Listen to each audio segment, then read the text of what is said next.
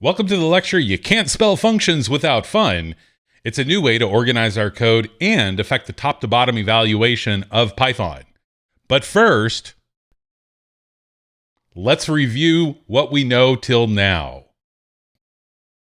First up, variables. They're named memory locations that we can put a single value into.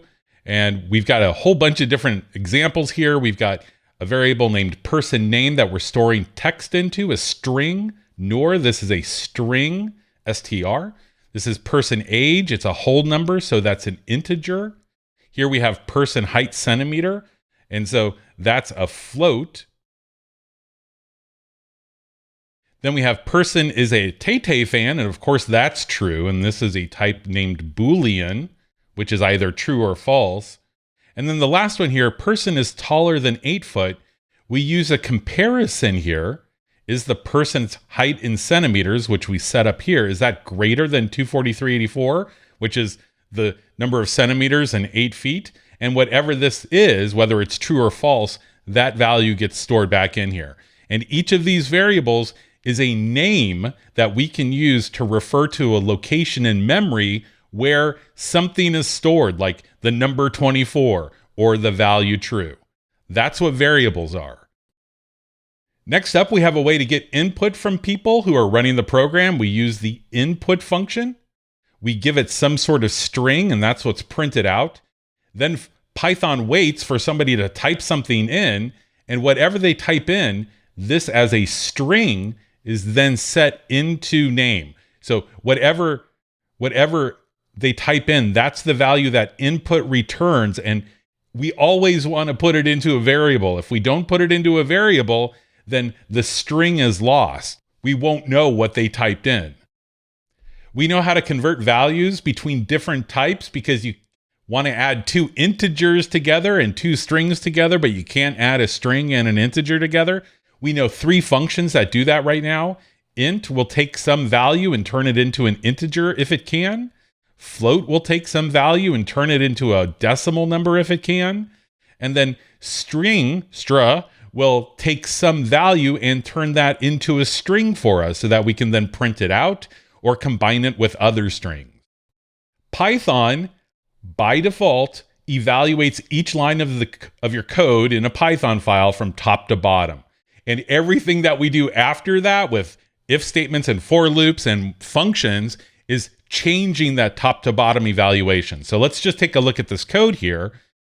Python gets to this first line and it looks at the right side of the assignment operator, this equal sign. That's the assignment operator because it takes whatever value is on the left side and assigns it to the variable on the right. So it's an assignment operator. So let's go step by step here. Python first looks at input and runs that and asks, how old are you? Somebody types in 13. This value as a string gets returned by the input function. So input is now the string 13. The assignment operator takes 13 and puts it into age. So that's step number 2. Step number 3 is we now look at the right side over here of the assignment operator, and we have a call to the integer function. This is now the string 13. We pass that into the integer function, and the integer function returns the number 13. And so now that is the number 13. So that's step number 3. And the number 13 then gets assigned into age, which is step number 4. Then on the next line, we have the assignment operator. So Python looks on the right-hand side. It takes the number 13, adds 1 to it, and that becomes 14. So this is step number 5. Then that gets assigned, because we have the assignment operator here, the equals sign, that 14 gets assigned into next age, and then that's step number 6. And then finally, we print out something. And so what print does is it looks at the first argument and then prints that out, blah, blah, blah, blah, blah. And then it looks at the second argument, next age, which is currently the number 14, and then that gets printed out, blah, blah, blah. So that's top to bottom evaluation. What's really important here is that things on the right-hand side of an assignment operator, the things on the right-hand side, this is called the right-hand side, and you'll often see RHS, right-hand side. This stuff is evaluated first because you have to know what the value is that's going to be assigned. Once this is done being evaluated, that then gets assigned into the memory location that the variable is pointing to. So it's always two steps. The first step is figure out what the stuff is on the right-hand side, and then the second step is put it into that variable. Now we're going to talk about the different ways that we can change top-to-bottom evaluation in our Python files. The first way that we learned is with the if, elif, else statements, which allow us to run lines of code only if a condition is true. So let's say somebody's age, they put in, let's say age is equal to 112. So what happens is Python will get to this line here and it says, if age is greater than 100. So it would be 112. So this would be 112. And this condition here is true. And because that's true, what it's going to do is it's going to run the lines that it owns, that the indented lines belong to the branch.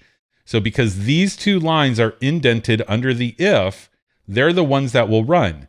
Once they're done running, it will jump past all of the other elifs and else branches and go to the next line after all of that. Now let's take a look at a different version. What happens if somebody says, my age is equal to, 40. So at this point, it will say if age is greater than 100, is 40 greater than 100? This is false. And because it's false, it ignores these two lines. It jumps to the next elif or else and does that comparison. 40. Is 40 greater than 25? Now it's true. So it will do the lines that are indented for it. Print, welcome to adulthood. Then finally, what happens if somebody's age is equal to 13? Well, we'll get to this if statement. If 13 is greater than 100, that's false, of course.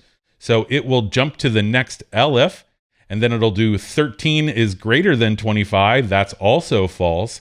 And because of that, it will just jump to there's nothing else for it to do. So it's just going to jump to whatever the next line is in your Python program. If is always required in an if, elif, else statement.